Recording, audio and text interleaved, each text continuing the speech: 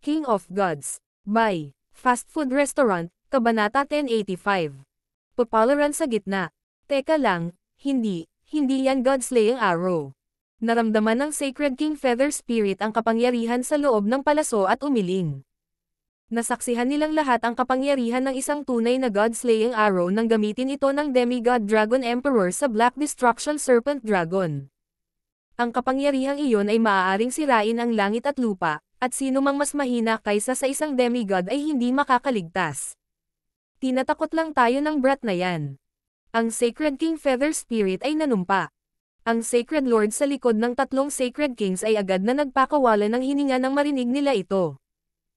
Saan nakakuha ang brat na ito ng replica na God-slaying arrows? Naguguluhan si Sacred King Zaihai. Sa hitsura nito, ang replika ng God-slaying arrow na si Zhao Feng ay hindi masyadong mahina, ngunit sinong panday sa Great Gun Lord Dynasty ang makakagawa ng ganoong mataas na uri ng armas? Binitawan ni Zhao Feng ang bowstring sa sandaling ito. Whoosh! Isang higanteng dark golden arrow phantom na maaaring tumagos sa lahat ng bagay na pinalabas ng isang bagyo ng dark gold. Ipagtanggol. Naging seryoso ang ekspresyon ng Sacred King Feather Spirit habang nagsasalita siya. Ang iba pang dalawang Sacred Kings ay parehong agad na nagpalipat-lipat ng kanilang sacred power at nag-activate ng kapangyarihan ng kanilang Little World Projections. Napakaliit ng daanan, kaya hindi sila makapagtago kahit saan. Maaari lamang silang umatras o hamarang. Gayunpaman, dahil maaaring harangan ng mga kristal na pader ang Divine Sense at ang tanawin ay napakakomplikado, kung atres ang mga ito, maaaring magamit ni Zhao Feng ang pagkakataong ito para makatakas. Ang kahirapan sa paghahanap kay Zhao Feng pagkatapos ay magiging napakahirap. Ang pinakamahalagang bagay ay si Zhao Feng ay napakalapit sa kanila, na nagpapataas ng kapangyarihan ng replica na God-slaying arrow. Gayunpaman, ang tatlong Sacred Kings ay naniniwala na, hanggat sila ay nagpapatuloy sa buong pagtatanggol, hindi magiging mahirap na harangan ang kapangyarihan mula sa replicang God-slaying arrow na ito. Ho, Weng. Pinagsanib ng tatlong Sacred Kings ang kapangyarihan ng kanilang Little World Projection at ginawa itong Dark Blue Defensive Dimension. Ang tatlong Sacred Kings ay gumamit ng mga secret defensive technique na may sukat upang maprotektahan ang kanilang sarili. Bam! Ang higanteng Dark Golden Arrow ay bumaril pasulong at nagpakawala ng isang bagyo ng metal at kidlat. Talagang lumitaw ang mga bitek sa mga dingding sa malapit. Hindi maganda. Ang replicang God-slaying arrow na ito ay pinupuntirya ang kaluluwa.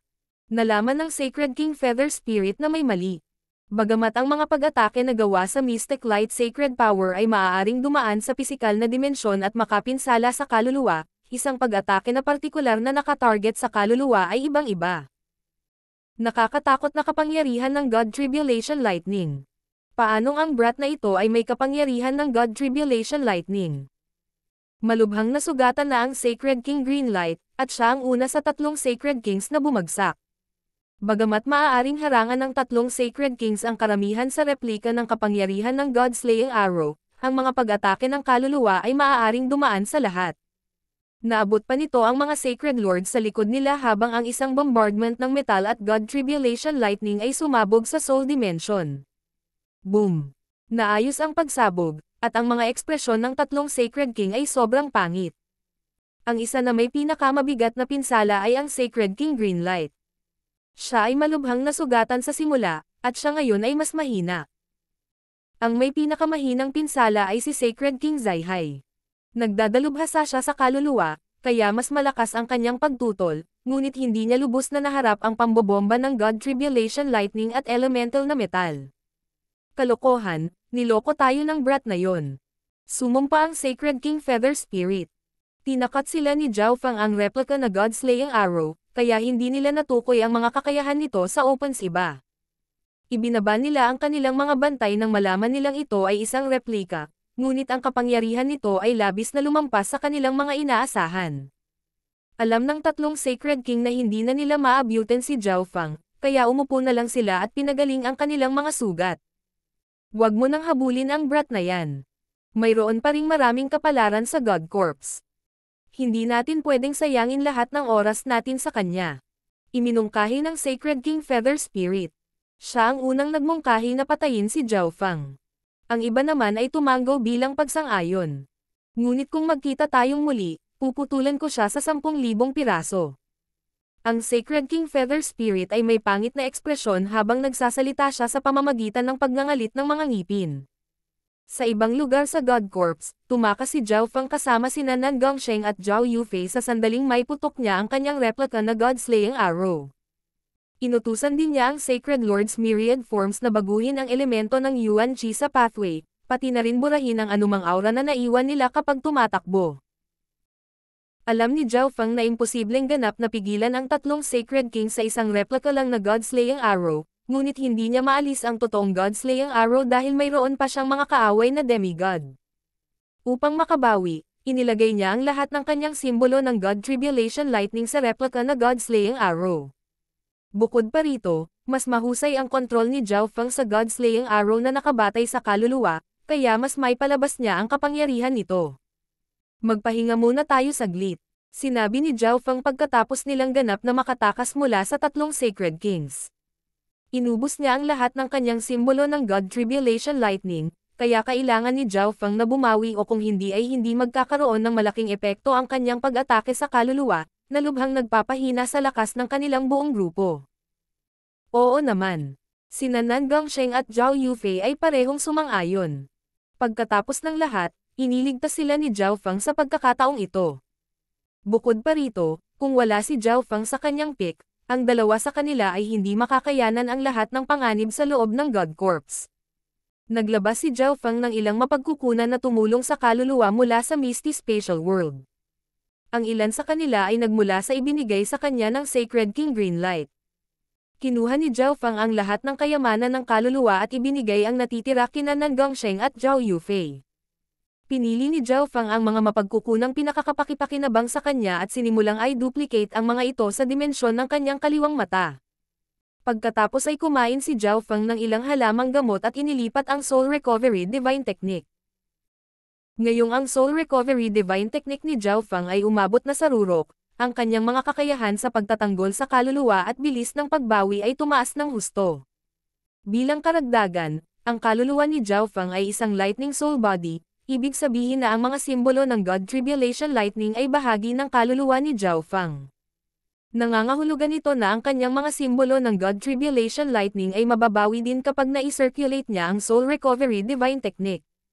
Siyempre, habang pinapagaling ang kanyang kaluluwa at nililika ang kanyang mga simbolo ng God Tribulation Lightning, ginamit din ni Zhao Feng ang 10,000 Divine Thoughts Technique para mag-multitask. Isang substandard God Crystal ang lumitaw sa kamay ni Zhao Feng, pati na rin ang maraming mahalagang mapagkukunan na naglalaman ng mga elemento ng Earth, Wind, at Lightning. Si Zhao Feng ay ganap na pinagsama ang kanyang 5 Elemental Wind Lightning Technique sa mga unang yugto ng ika-9 na antas. Gumamit si Zhao Feng ng substandard na God Crystals upang magtanim, at dahil ang mga halamang gamot sa God Corps ay napakabisa, ang kanyang Earth of Wind Lightning ay malapit nang bumagsak sa mga huling yugto. Ang mga mapagkukunan sa God Corps ay lubos na nakinabang sa kanyang buhay at katawan. Habang naglilinang, siniyasat din ni Zhao Feng sina Nan Gongsheng at Zhao Yufei. Nagbigay ng masama at masamang aura ang isang kulay ube at kulay dugo na figure nang magsimula itong mag-condense sa Little World ni Nan Gongsheng. Mukhang gumagawa ng clone si Nan Gongsheng. Nakita ni Zhao Feng ang sitwasyon sa loob ng Nan Gongsheng's Little World. Sa cultivation ni Nan Gongsheng, maaari na siyang gumawa ng clone matagal na ang nakalipas, ngunit abala siya sa pagpapalaki ng sarili niyang lakas at pagsasama-sama ng kanyang cultivation. Sa kabilang panig, pinipino ni Zhao Yufei ang kanyang Mystic Light Sacred Power at paminsan-minsan ay kumakain ng ilang mga halamang gamot upang magkaroon ng pangunawa. Ang pinakamalaking bentahe ng spiritual race ay ang kanilang pinagmumulan ng kapangyarihan. Bagamat si Zhao Yufei ay nasa unang bahagi pa lamang ng Mystic Light Realm, ang kanyang Mystic Light Sacred Power ay maihahambing na sa Sacred Kings.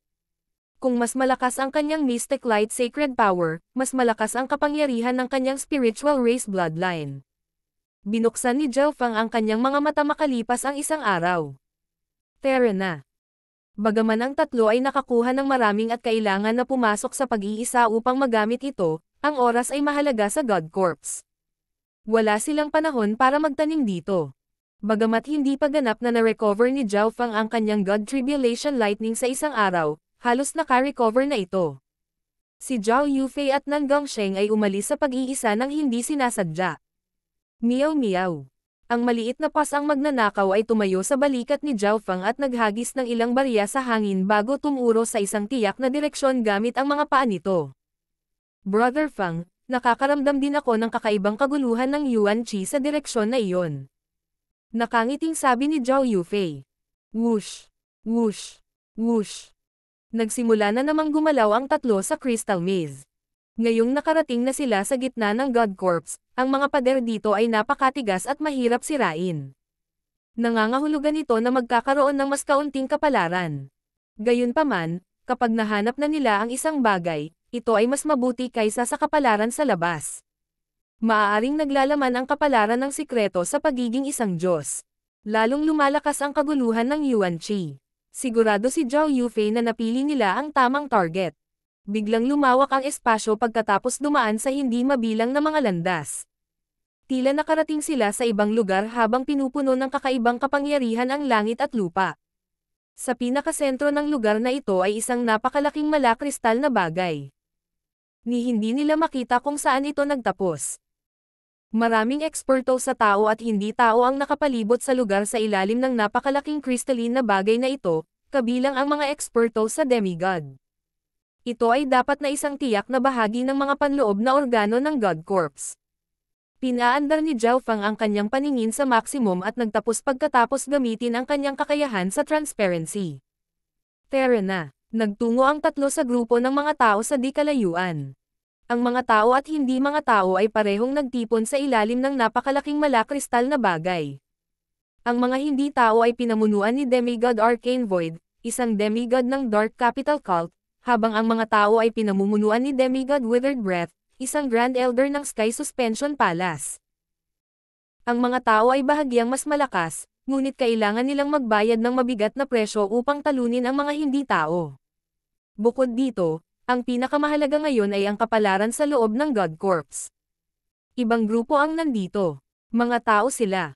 Maraming tao na Sacred Lords ang masayang nagsalita nang makita nilang dumating si Zhao Feng at ang kumpanya, ngunit umiling sila nang maramdaman nila ang lakas ni Zhao Feng at ng kumpanya. Sa kabilang banda, si Demigod Withered Breath, na tila isang sinaunang piraso ng kahoy, ay napatingin sa tatlo. Si Zhao Feng at ang iba pa ay sobrang low-key habang dahan-dahan silang lumalapit. Wala na silang pakialam sa ibang bagay. Naramdaman ni Zhao Feng ang isang sinaunang at matandang soul intent habang papalapit sila. Napakakapal nito at patuloy na nadudurog ang kanyang kaluluwa. May napakalakas na soul intent doon. Tiningnan ni Zhao Feng ang napakalaking malakristal na bagay ng may kagalakan. Dahan-daang lumapit ang tatlo at umupo sa ilalim ng malabong pulang kristal. Nararamdaman nila ang kakaibang layunin na nagmumula rito. Ginagamit ng lahat ng tao at hindi tao na naruroon ang kapangyarihang ito para mapataas ang kanilang soul intent. Anong meron doon? Siniyasat ni Zhao Feng ang napakalaking malakristal na bagay. Maraming mga bitek na kumalat sa bawat direksyon sa pagitan ng dalawang puwersa. Isang malabong pulang aura ng kaluluwa ang lumabas mula sa mga bitek. Habang papalapit ang isa, mas malinaw na mararamdaman ng isa ang layuning ito. Sa isang tiyak na sandali ng oras, isang malabong gininto ang patong ng liwanag ang tumakip sa kaliwang mata ni Zhao Feng habang nakatingin siya sa mga kristal na dingding. King of Gods, Kabanata 1086. Pagtutulungan. Anong meron doon? Isang malabong gininto ang layer ng liwanag ang tumakip sa kaliwang mata ni Zhao Feng habang nakatingin siya sa mga kristal na dingding. Sa sandaling ito, tila nakakita ng ibang mundo si Zhao Feng. Isa itong napakalaking pulang kristal na baging na maaaring mas malaki pa sa Great Gun Imperial Palace. Ang baging na ito ay umiikot paitaas na parang whirlpool na dumaan sa bubong ng mga kristal na dingding. May 7 kulay na prutas sa baging. Pinuno nila ang kalangitan na parang mga bituin at kumalat sa buong dimensyon. Gayunpaman, ang baging at ang mga prutas ay natatakpan ng isang manipis na patong ng kristal na kahit na ang kulay ng mga prutas ay hindi makadaan sa ibabaw. Tila may isa pang napakalaking bagay na malakristal sa dimensyon bukod sa napakalaking baging din. Siyempre, ito lang ang nakita ni Zhao Feng. Wala siyang ibang aura o pressure na naramdaman. Iyon ay isang ganap na bagong mundo. Huminga ng malalim si Zhao Feng. Ang baging ay ang pinakamalaking halaman na nakita ni Zhao Feng sa kanyang buhay. Parang isang misteryosong kaharian. Ang malabong pulang soul intent ay dapat nanggaling sa mga baging. Pagtatapos ni Zhao Feng. Gayunpaman, mayroong isang layer ng puting kristal na sumasakop sa ibabaw ng mga baging. Ang pinagmumulan ng kapangyarihan na ito ay malamang na tumutulo mula sa ilang mga bitek. Gayunpaman, kung ang aura na tumutulo ay napakabisa na kaya nito nabibigyang daan ang mga eksperto sa Mystic Light Realm na magkaroon ng pangunawa, mahirap isipin kung anong uri ng epekto ang magkakaroon kung ang isang tao ay direktang nilinang sa loob o kung anong uri ng mga natatanging kakayahan ang taglay ng mga prutas. Sa sandaling ito, ang Demigod Withered Breath ay nagbigay ng naguguluhang sulyap kay Zhao Feng, at agad na itinigil ni Zhao Feng ang paggamit ng kanyang Light of Transparency upang suriin ang panloob na rehiyon ng crystalline na item. Senior Withered Breath. Ano ito? Tanong ng isang Sacred King mula sa Sky Suspension Palace sa tabi ng Demigod Withered Breath. Nakita niya ang Demigod Withered Breath na tumingin kay Zhao Feng, ngunit hindi niya maintindihan kung bakit ang isang maagang yugto ng Sacred Lord ay maakit ang atensyon ng isang demigod. Agad na napalingon sa ibang lugar ang tingin ni Zhao Feng. Yan ay, natigilan ang ekspresyon ni Zhao Feng nang tumingin siya sa isang tiyak na direksyon sa malayo. Nalaman niyang may isa pang malaking kristal na bagay sa labas. Sa hitsura nito, maraming mga kristal na bagay na tulad nito, ngunit ang isang ito ay may bitek sa ibabaw. Lumawak muli ang kaalaman ni Zhao Feng. Mayroong hindi mabilang na kapalaran sa loob ng God Corps, ngunit hindi lahat ng tao dito ay may lakas na hanapin ito.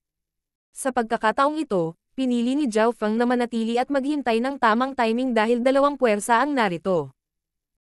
Ang kapalaran sa loob ng panloob na mga rehiyon ng God Corps ay higit na mahalaga kaysa sa kapalaran sa labas ng God Corps. Kahit na hindi siya makakuha ng anumang prutas mula sa mga baging, ang maramdaman lamang ang aura mula sa mga baging ay lubhang kapakipakinabang para kay Zhao Feng.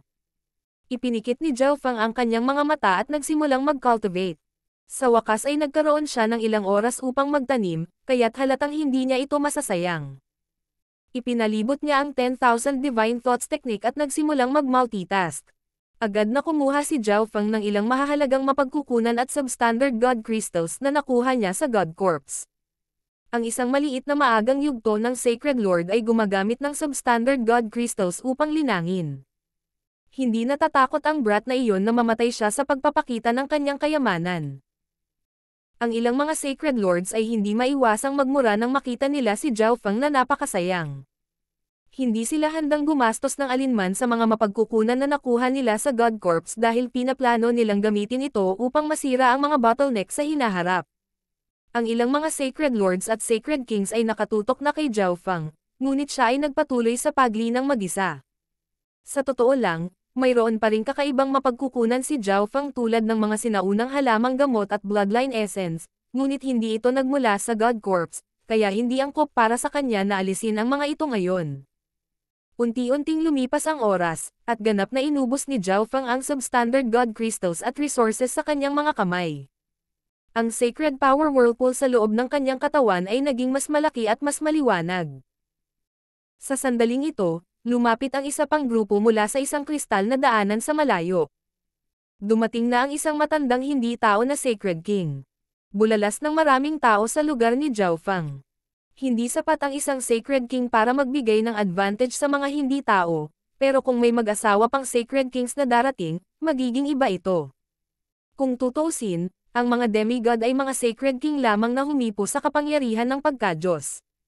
Hindi sila tunay na mga Diyos, at ang aktwal na pagkakaiba sa pagitan nila at ng mga Sacred King ay hindi ganoon kalaki. Natigilan ang ekspresyon ni Zhao Feng nang mag-scan ang kanyang Divine Sense. Ang hindi tao na Sacred King na ito ay ang Sacred King Roaring Sky, na humabol kay Zhao Feng at kasama niya kanina. Noon, sina Zhao Feng, Nan Gongsheng, Zhao Yufei, at Sacred Lord Gong Huang ay nakipagtulungan upang lumaban, ngunit hindi sila nakatakas mula sa Sacred King ito. Sa huli, dumating si Sacred King Yulong mula sa Grand Imperial Hall at iniligtas sila. Siyempre, hindi nagtagal ay natagpuan ng Sacred King Roaring Sky si Zhao Feng at ang kanyang kasama at nagpahayag ng mapangasar na ekspresyon. Hindi kita pinatay noon, pero kung may pagkakataon, gagawin ko talaga sa pagkakataong ito. Alam ng maraming tao sa magkabilang panig na ang Sacred King Roaring Sky ay nagsasalita tungkol kay Zhao Feng at sa kanyang mga kasama. Pagkatapos ng lahat, ang mga Sacred King ay bihirang lumitaw sa larangan ng digmaan, kaya't binigyan ng malaking pansin ang hitsura ng bawat Sacred King. Hindi nagtagal ay dumating din ang isang taong Sacred King. Ito ay ang Sacred King Earth Ghost mula sa Earth Demon Cult. Nandito rin ang brat na iyon. Tumingin si Sacred King Earth Ghost kay Zhao Feng na may nakakunot na mga kilay. Bahagya siyang natakot kay Zhao Feng dahil halos sigurado siya na si Zhao Feng ay mayroong maraming replika na God-slaying arrow o kahit isang tunay na God-slaying arrow. Paano pa kaya maglalakas loob ang tatlong Sacred Lord na pasukin ang God Corps ng mag-isa? Ito ay magiging katulad ng panliligaw kay kamatayan. Senior Earth Ghost, mangyaring pumunta dito. Sacred King Earth Ghost, sasabihin namin sa iyo ang lahat ng nangyayari dito. Maraming mga tao na Sacred Lords at Sacred Kings ang bumati sa Sacred King Earth Ghost.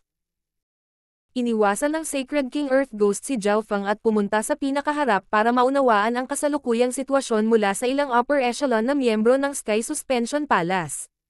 Sa isang tiyak na sandali, isang elder na may puting buhok sa tabi ng Demigod Withered Breath ay lumabas sa kanilang munting mundo. Senior Withered Breath, handa na kami. Ang matanda na ito ay naglabas ng ilang puting array flag. Ang mga ito ay may iba't ibang laki at may iba't ibang istruktura din. Demigod Arcane Void, magsimula tayo. Biglang sabi ni Demigod Withered Breath. Oo naman. Isang nasa katanghaliang gulang na lalaki na may itim na pakpak at matalas na bibig ay agad na tumayo mula sa gilid na hindi tao. Lahat ay lumabas ng pag-iisa na may kumukulo na dugo at pananabik. Maaari na tayong magsimula ngayon. 2 demigod at isang array grandmaster. Siguradong masusupol natin ang kapalaran dito. Sa totoo lang, sinubukan ito ng 2 demigod noong una silang dumating, ngunit walang pakinabang. Ngayong parami ng parami ang mga eksperto dito at may tulong sila ng isang array na nilikha ng isang array grandmaster, naniniwala ang lahat na magagawa nilang masakop ang malakristal na bagay na ito at magagawang scout out kung ano ang nasa loob nito. Biglang itinapon ni Grandmaster Chi ang lahat ng array flag sa ere at nag-activate ng teknik habang naglalabas siya ng hindi mabilang na mga seal. Whoosh! Whoosh! Whoosh! Ang array ng mga flag sa himpapawid ay biglang naglabas ng sacred power at lumipat sa isang pattern hanggang sa ito ay bumuo ng isang napakalaking array. Tumigil! Mahinang sabi ni Grandmaster Chi. Whoosh! Whoosh! Whoosh! Lahat ng array flag na lumilipad sa himpapawid ay biglang huminto habang nabuo ang array. Maaari bang kontrolin ng lahat ng naruroon ang isang tiyak na flag ng array at tumulong? Iyan lang ang paraan para masakop natin ang kayamanan dito. Tumawa si Grandmaster Chi at sinabi. So, ang lahat ng mga grupo ay nagsimulang lumipat sa tabi ng ilang mga flag ng array.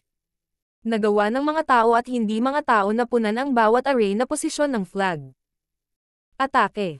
Ang 2 demigod ay nagbigay ng utos at nagsimulang iikot ang hanay. Boom!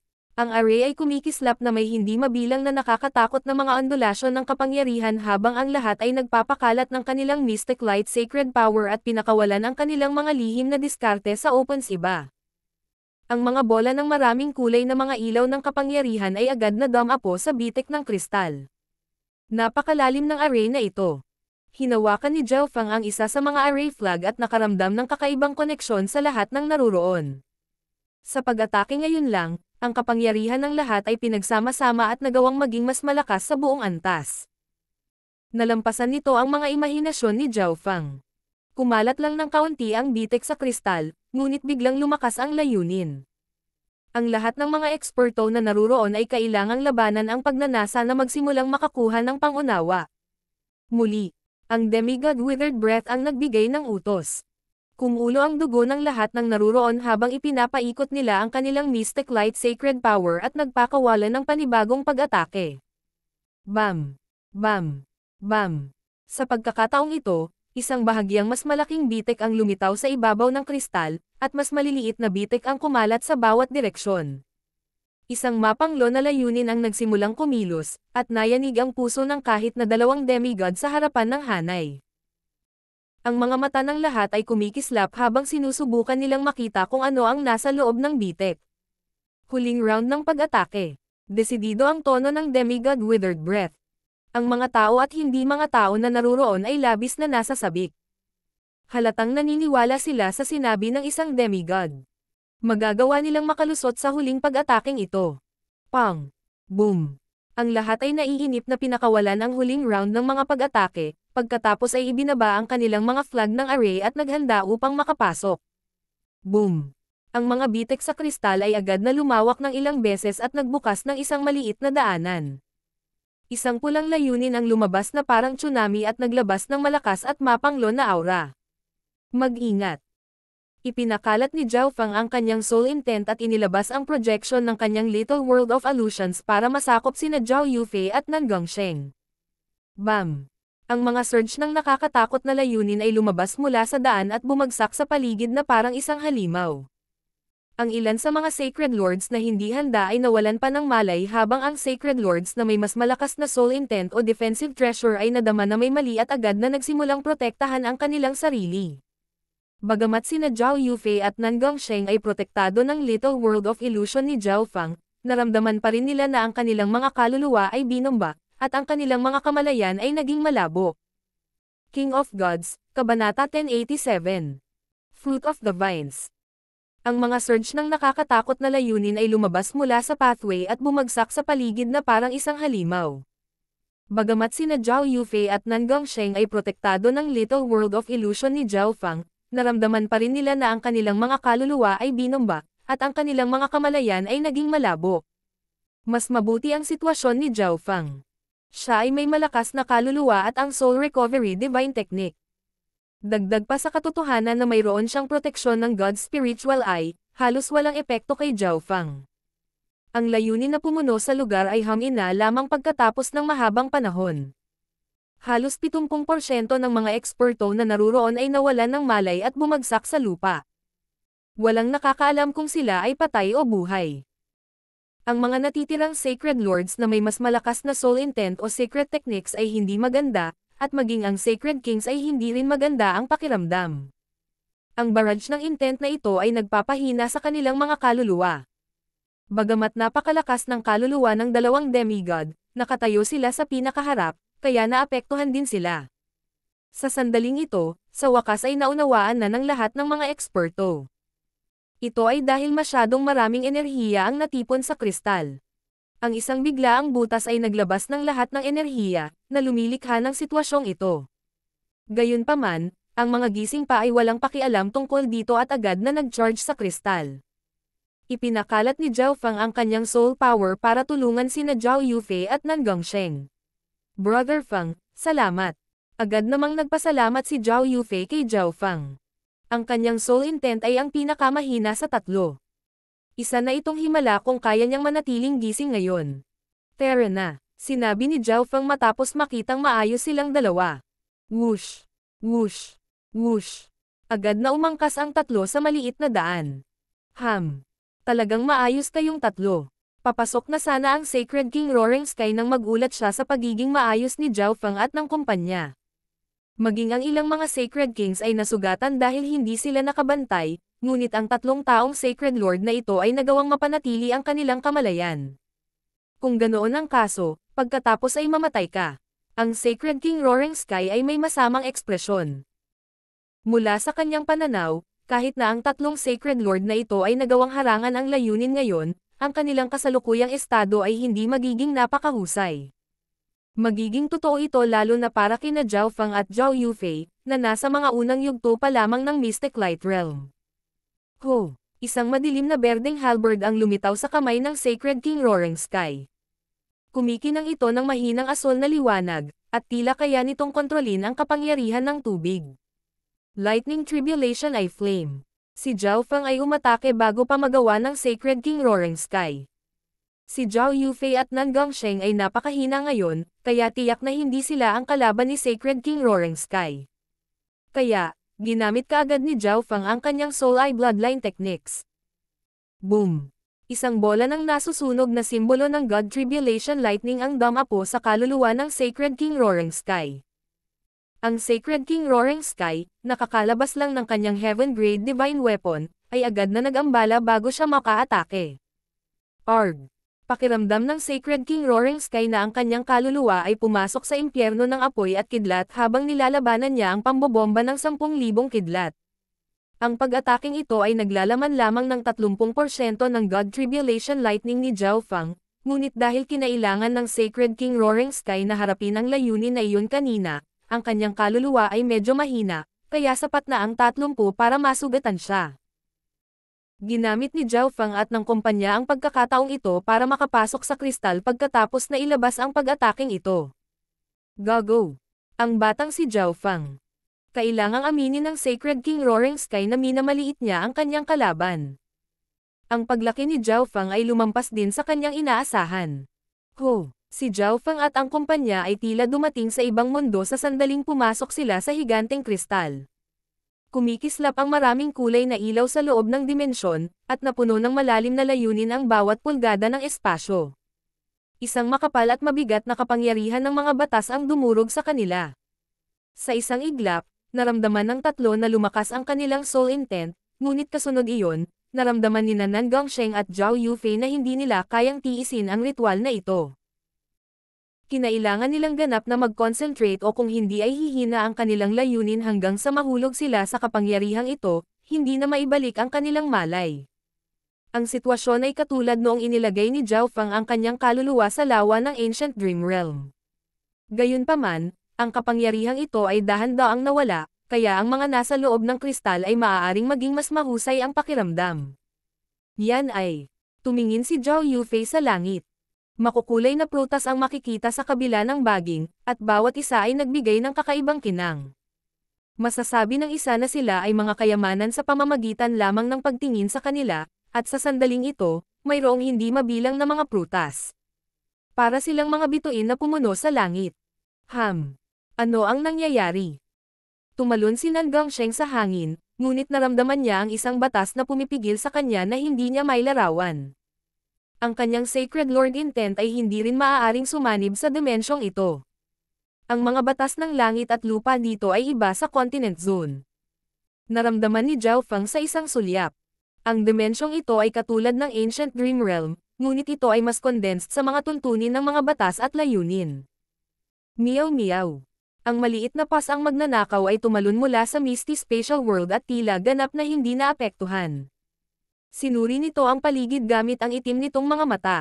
Sa sandaling ito, ang dalawang demigod ay nasa langit. Lumipat na sila sa paligid ng baging, sinusubukang humanap ng posibleng kapalaran. Ang Sacred Kings at late-stage Sacred Lords ay kumalat din at sinubukang humanap ng kapalaran. Whoosh! Pumasok din ang Sacred King Roaring Sky, ngunit hindi na siya nag-abala kay Zhao Fang at sa kanyang mga kasama. Sa halip, lumipad siya sa hangin at siniyasat ang baging, sinusubukang hanapin ang kanyang sariling kapalaran. Ang mga unang pumasok ay may mas mataas na posibilidad na makahanap ng kayamanan. Malinaw na hindi niya sasayangin ang ganoong mahalagang oras kay Zhao Fang. Sa isang tiyak na sandali, huminto si Demigod Withered Breath at iwinagayway ang kanyang kamay. Isang malalim na flash ng liwanag ang dumapo sa isang pulang prutas. Ang layer ng kristal sa paligid ng pulang prutas na ito ay napakanipis, at nagkaroon pa nga ng kaunting bitek dito, ngunit ang kristal sa paligid ng prutas ay nanatiling hindi nabigla sa pag-atake ni Demigod Withered Breath. Withered Breath, may nahanap ka ba? Ang Demigod Arcane Void ay nagsiwalat ng isang masamang ngiti habang ang isang pares ng itim na pakpak ay kumalat sa kanyang likuran, at siya ay tumungo patungo sa Demigod Withered Breath. Nililigawan mo si kamatayan. Naging malungkot ang ekspresyon ni Demigod Withered Breath habang hindi mabilang na mga sinag ng liwanag ang pumuno sa hangin at bumaril patungo sa Demigod Arcane Void.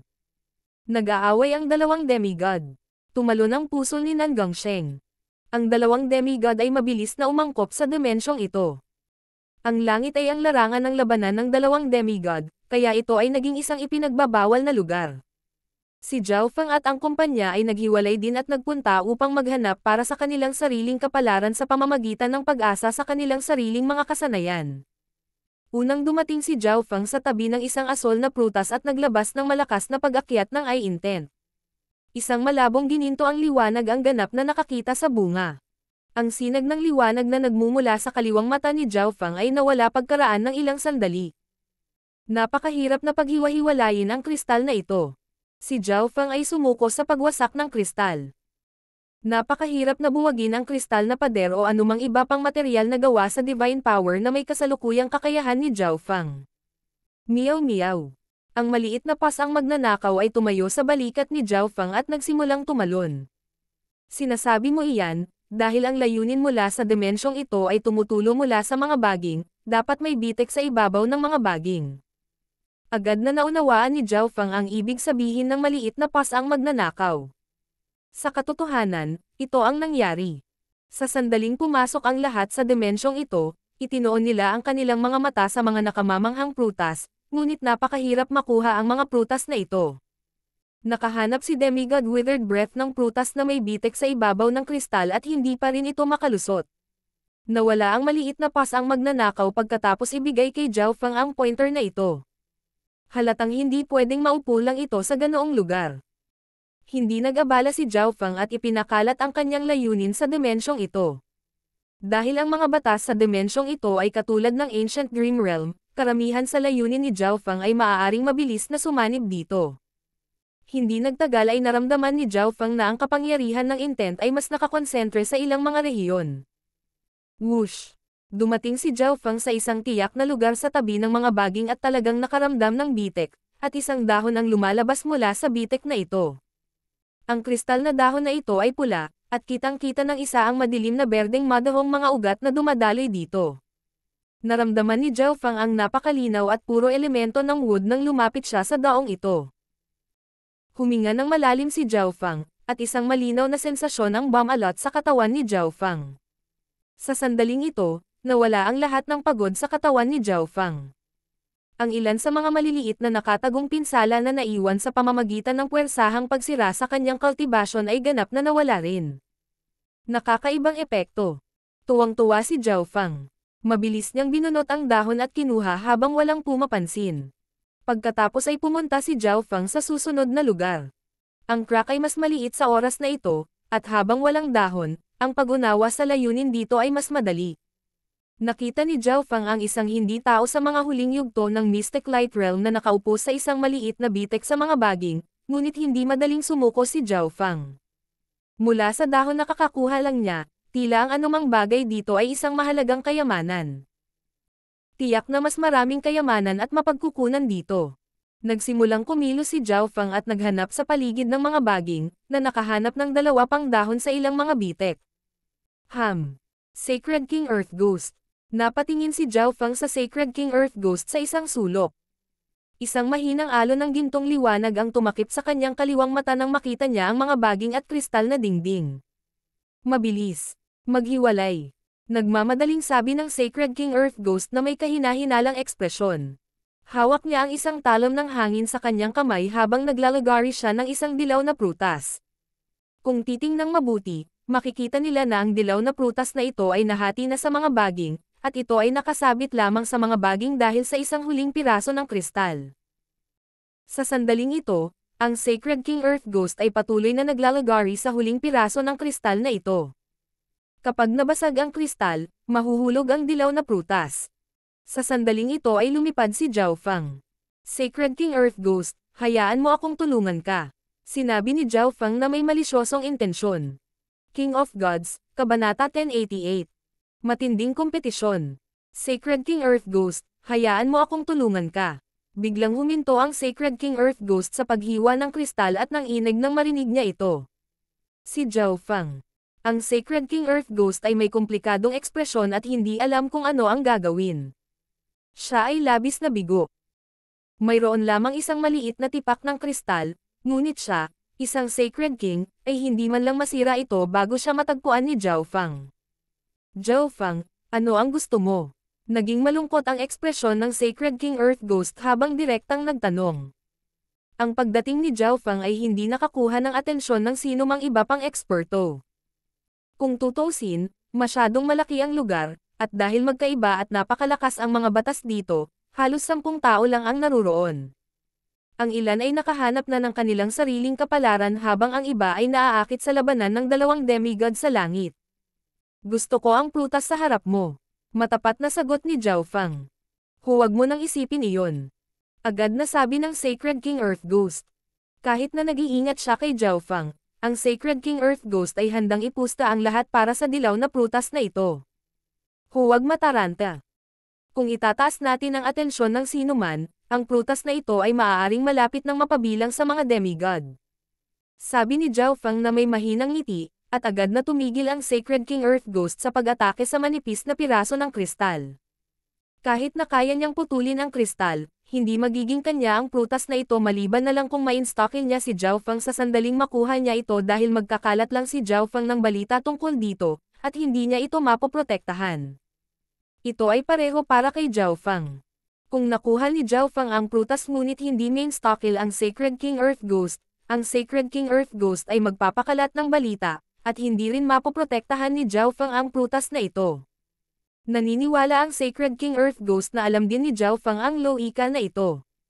Anong gusto mo? Tanong ng Sacred King Earth Ghost. Maaari tayong magbahagi ng prutas.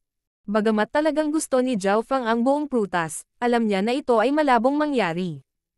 Kahit na kinuha ni Zhao Feng ang God-slaying arrow at pinatay ang Sacred King Earth Ghost, maaakit nito ang atensyon ng iba. Higit pa rito, ang God-slaying arrow ang pinakamalaking card ni Zhao Feng sa ngayon. Kung gagamitin niya ito, hindi na mangangahas si Zhao Feng na manatili sa God Corps. Magbahagi. Ang Sacred King Earth Ghost ay may pangit na ekspresyon. Isa siyang sagradong hari, at siya ang unang beses na nakahanap ng prutas na ito, ngunit ngayon kailangan niyang ibahagi ito sa isang maagang yugto ng Sacred Lord. Hindi niya ito matanggap, ngunit ito lang ang paraan na posible kung hindi ay wala siyang makukuha. Bagamat kinasusuklaman ng Sacred King Earth Ghost si Zhao Feng, talagang gusto niya ang prutas na ito. Kung ang kalahati ng prutas ay nagpapahintulot sa kanya na hawakan ang domain ng mga Diyos, magiging simple lang na patayin si Zhao Feng pagkatapos. Mabuti. Sumang-ayon ang Sacred King Earth Ghost sa mungkahi ni Zhao Feng. Ang kalahati ng prutas ay mas mabuti kaysa wala. Tatakpan kita. Kunin mo ang prutas. Sinabi sa kanya ni Zhao Feng ang plano. Ang dalawa sa kanila na magkasamang umaatake sa prutas ay tiyak na makakatawag ng atensyon ng iba pang mga eksperto, at ito ay magiging mas mahirap. Oo naman. Tumigil sandali ang Sacred King Earth Ghost bago tumawa. Hindi mapalagay ang Sacred King Earth Ghost kung siya ang magbabantay habang kinukuha ni Zhao Feng ang prutas. Pagkatapos magsimula, parami ng parami ang pumapasok. Malungkot ang mga mata ni Zhao Feng habang nakatingin sa pasukan, kung saan pumasok ang dalawa pang Sacred Lords. Ang mga Sacred Lord na nawalan ng malay sa labas ay unti-unting bumabawi sa kanilang kamalayan, at marami pang grupo ang dumarating sa tabi ng kristal na papasok. Bagamat mahigit 100 tao lang ang naroroon, malapit na itong mapuno. Kung hindi nila mabilis na kinuha ang prutas, malapit nang matuklasan sila ng ibang mga eksperto, at ang lahat ay mauuwi sa isang magulong labanan. Lumayo si Zhao Feng mula sa Sacred King Earth Ghost at sumandal sa napakalaking baging habang sinisimulan niyang maunawaan ang layunin na tumutulo mula rito. Dahil siya ang taga-takip, halatang lumikha si Zhao Feng ng napakaraming ingay para matakpan ang kaguluhan ng pagputol ng kristal ng Sacred King Earth Ghost. Weng! Ipinalibot ni Zhao Feng ang 10,000 Divine Thoughts Technique at naglabas ng isang surge of intent sa dimensyon upang maramdaman ang kawalang-galang at puwersang kapangyarihan. Sa isang iglap, ang lahat ng natutulog na layunin sa hangin ay inilipat ni Zhao Feng. Isang madilim na pulang whirlpool ang nagsimulang dahan-daang umikot sa paligid ni Zhao Feng habang ang kapangyarihan ng invisible intent ay sumanib sa kanyang kaluluwa. Anong malakas na layunin? Si Zhao Feng ay ganap na nag-concentrate at nag-circulate ng Soul Recovery Divine Technique sa parehong oras. Ang isang hindi tao na Sacred Lord na medyo malapit kay Zhao Feng ay natigilan bago nagsimulang tumawa ng malamig. Talagang ayaw mabuhay ng brat na iyon, di ba? Siya ay sumisipsip ng lahat ng layunin sa sobrang galit. Ang iba pang mga Sacred Lords ay nagpalipat-lipat ng kanilang soul intent upang harangan ang kapangyarihang ito dahil ang layunin ay masyadong malakas at malalim. Ang isa ay hindi maaaring hindi pumasok sa pag-unawa, at makakalimutan nila ang lahat ng nangyayari sa labas ng mundo. Sigurado akong hindi na makakaalis dito ang brat na ito. Natawa ang isa pang Sacred Lord nang makita nila ang mga kilos ni Zhao Feng. Ang kasalukuyang mga aksyon ni Zhao Feng ay kapareho ng isang hari na kumakain ng mahahalagang halamang gamot para sa mga Sacred Lords. Hindi ito isang bagay na kayang tiisin ng isang hari. hindi naman talaga siya takot sa kamatayan, di ba? Pero mas maganda sa ganitong paraan. Natawa ang Sacred King Earth Ghost sa mga aksyon ni Zhao Feng. Kung ang kamalayan ni Zhao Feng ay hindi sinasadyang nahulog sa mapanglo na layunin at tuluyang nakatulog, kung gayon ang prutas ay magiging kanya at siya lamang. Bilang pinagmulan ng lahat, malinaw na alam ni Zhao Feng kung gaano katikat ang layuning ito, ngunit sa parehong oras, nagawa niyang mabilis na maunawaan ang ganap na mga bagong batas at layunin. Ang kapangyarihang ito ay tumulong sa pagpino sa kaluluwa ni Zhao Feng habang ang isa pang bahagi nito ay nagpapataas ng lakas ng kanyang sacred power. Sa isang tiyak na sandali, inactivate ni Zhao Feng ang mga simbolo ng God Tribulation Lightning sa kanyang Lightning Soul Body upang gawing mas maliksi ang kanyang kaluluwa at mapataas ang antas ng kanyang pangunawa. Siyempre, habang naglilinang, papansinin din ni Zhao Feng ang nangyayari. Nakulong ang dalawang demigod sa matinding sagupaan dahil sa bunga. Ito ay dahil dito na hindi maraming mga eksperto ang nang-ahas na maghanap ng mga kayamanan sa kalangitan. Demigod Withered Breath, nakakakuha tayo ng kalahati ng prutas bawat isa o kung hindi, wala sa atin ang makakakuha ng anuman. Nagbanta si Demigod Arcane Void. Kahit na siya ay bahagyang mahina kaysa sa Demigod Withered Breath, hindi niya kailangan na talunin siya. Ang kailangan lang niyang gawin ay abalahin siya.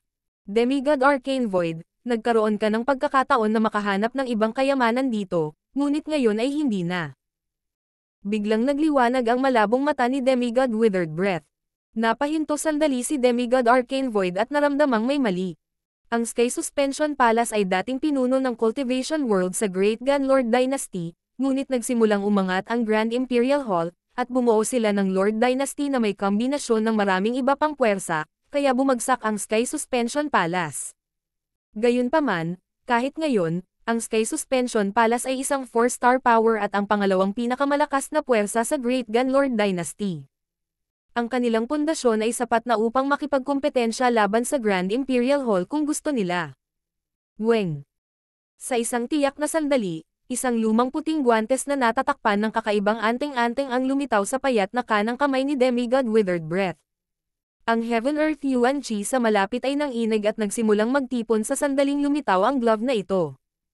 Ang mga sinag ng puting liwanag ay pumuno sa hangin at bumuo ng isang higanteng kuko na nagbigay ng aura na maaaring sugpuin ang langit at lupa. Substandard God Weapon, Mark of Heaven.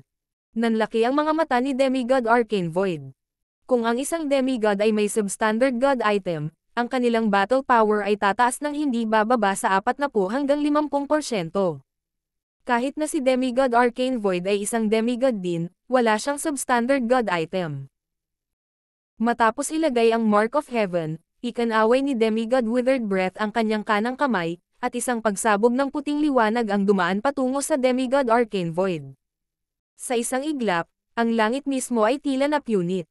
Ang lakas mula sa pag-atake ay sapat na upang mabigla ang mundo. Hindi maganda. Agad na naglabas si Demigod Arcane Void ng isang defensive heaven grade na sandata at sinunog ang isang tipak ng kanyang divine power habang gumagamit ng isang defensive secret technique. Ring of Heaven and Earth.